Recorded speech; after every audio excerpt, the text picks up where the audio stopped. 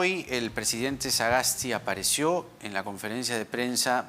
Desde este programa lo pedíamos porque era necesario sí establecer un contacto directo con la gente. Ya hemos hablado de varios de los anuncios, los hemos desarrollado.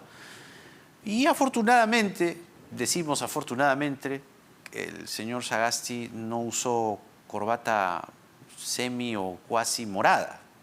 Recordemos que el Jurado Nacional de Elecciones ha dicho que, o el Jurado Electoral, ¿no?, ha señalado que no hay, digamos, lugar para considerar ese detalle como una inducción al voto del elector. Susel Paredes, del Partido Morado, está con nosotros. Ella sí lleva una camisa morada y tiene el derecho de hacerlo. Susel, ¿cómo estás? Muy buenas noches, bienvenida. Muy buenas noches, Jaime. ¿Le han requisado al presidente Sagasti cualquier prenda morada que tenga en su armario o no? No creo, él es un hombre muy responsable, así es que seguramente habrá guardado sus corbatas y sus pañuelos hasta después de las elecciones. El pañuelo también era morado, es verdad. No, digo, si tuviera pañuelos morados. No, es que le gusta llevar pañuelo, pues, ¿no? Sí, es un hombre muy elegante, ¿no? Así, un toque medio porteño, ¿no? Medio europeizado. ¿Le recomendarías que no lo use? ¿El pañuelo? No, o sea, que lo use del color que quiera, ¿no? La gente tiene derecho a ponerse... Ajá. ¿Pero te parecía una inducción al voto? Hablando francamente, ¿eh? Hablando francamente. No, de verdad, yo creo que ni siquiera se ha dado cuenta. ¿De verdad? Lo que debe tener, pues, sí, en serio. Además, nos tienen a todos en el partido con la consigna muy clara que este es un gobierno de transición, no es un gobierno del Partido Morado. La gente no ha votado por este presidente. Es un presidente que está en una situación de emergencia y de transición. Pero no es un el gobierno presidente, morado. claro, pero surge de la bancada morada, que a su vez fue votada por el Partido Morado, claro, y que en términos prácticos tiene una vinculación con el Partido Morado, es inevitable. El señor Sagasti pertenece al Partido Morado. En los hechos, ¿no? Él es un militante del Partido Morado. Claro. Ahora, ¿qué pasa con Flor Pablo, la exministra de Educación, que estuvo a cargo de este ministerio en el gobierno del señor Vizcarra? Y un informe de la Comisión de Fiscalización de Edgar Alarcón señala que habría cometido varios delitos de función ejecutados por Vizcarra, otros servidores exministros, como Flor Pablo, como peculado, colusión, cohecho pasivo propio, etc. ¿Cuál va a ser la estrategia de defensa? Porque esto también corresponde a una defensa política. Estamos hablando en una campaña política desde un fuero político que es el Congreso. Sí, claro, de un Edgar Alarcón que tiene un montón de juicios, de denuncias penales, ¿no? Ya. Entonces, yo creo, para empezar, que el señor Alarcón no debe estar en esa comisión, que tenga un poquito de sangre en la cara, se retire y que vaya otro congresista, porque de verdad tiene muchos procesos penales. Y Flor Pablo seguramente va a ejercer su derecho a la defensa como corresponde. Pero esa comisión con Edgar Alarcón es una vergüenza absoluta. Ahora, te has propuesto ir a la casa de Manuel Merino.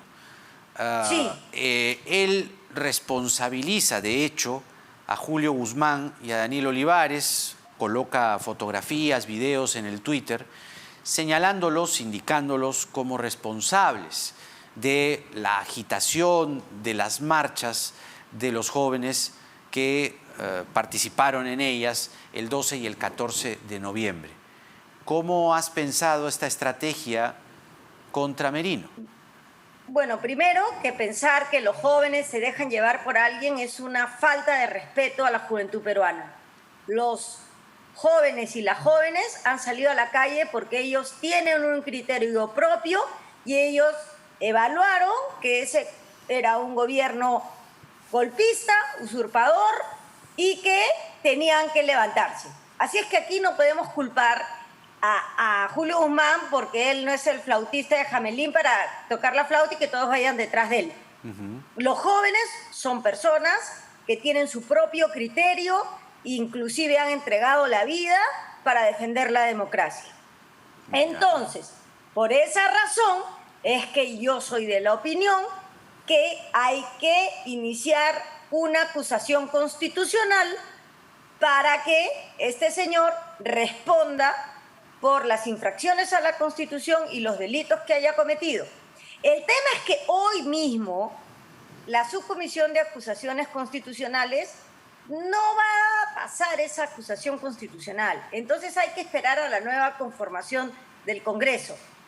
Según la Constitución, hay 5 años para presentar esta acusación y hay que hacerla. Entonces yo le invito, le propongo, le invoco al pueblo peruano a que vote sancionando a Merino, no por aquellos congresistas o partidos que hayan votado por la vacancia y hayan sido cómplices del gobierno usurpador de Merino, que es el responsable de las muertes, porque según la cadena de mando, él, como jefe de las Fuerzas Armadas y Policiales, es el que ha determinado qué se hacía con las protestas contra él, contra el mando ilegítimo que él estaba ostentando.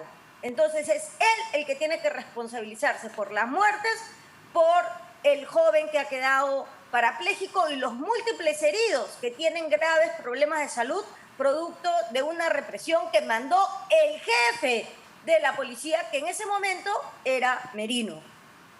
Ahora, pero hablas de una acusación constitucional. Sí.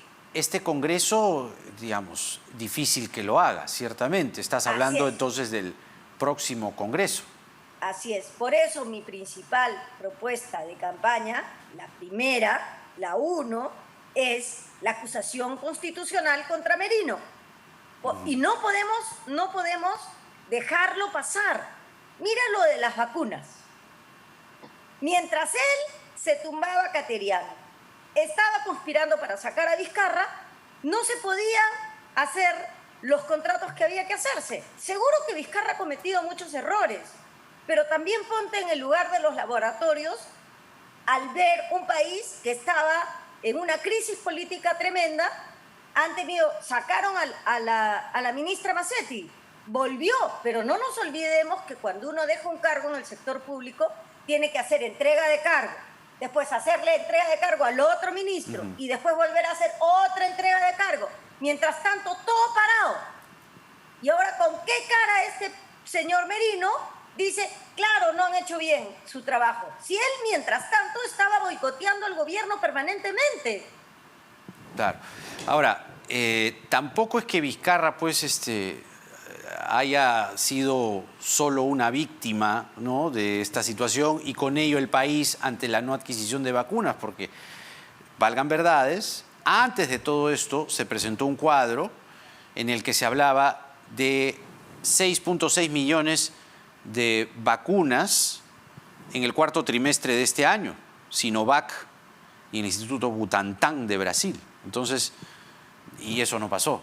Y hoy día dicen en la conferencia de prensa del señor Sagasti y el gobierno en pleno que no tienen nada, que no saben para cuándo y vamos, es un desastre, ¿no? Mira, a mí me indigna cómo es que hay gente que hace política en medio de la muerte. O sea, más de 3 millones de personas desempleadas, más de 37.000 muertos y un grupo de gente conspirando contra el gobierno. Es como conspirar contra el gobierno en plena guerra cuando tienes un gran enemigo atrás contra el que tienes que estar unido para enfrentarte.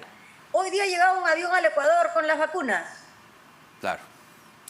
O sea, explícame, ¿cómo vamos a estar en esta situación? No tengo cómo hacerlo, es tremendo. Entonces ese señor Merino tiene que pagar por todo lo que ha hecho. ¿Para qué? Para que nunca más se metan con la democracia.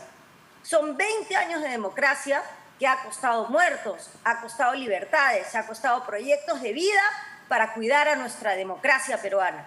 Entonces esto no puede volver a pasar. Por eso vamos a ir y vamos a acusarlo cuando existan las condiciones políticas, porque en este Congreso no existen. Y yo estoy segura que los peruanos y las peruanas van a votar para que se sancione y nunca más tengamos estas aventuras. Pero lo peor es que esta conspiración y esta aventura golpista se hizo en medio de una guerra con muertos y con gente sin trabajo. Bien, Susel Paredes con nosotros, siempre directo al grano. Gracias, Susel. Un favor, pues dile a Julio Guzmán que acceda a venir al programa, pues estamos que lo llamamos y nos dejen visto. A ver, le voy a decir. Pedimos tu intersección. Le voy a decir. Muchas gracias. Hasta la próxima. Gracias a ti, Susel. Jaime. Nos vemos. Un abrazo muy grande. Chao, nos vemos. Susel Paredes con nosotros. Vamos rápidamente a la pausa y regresamos con el expresidente Ollanta Humala.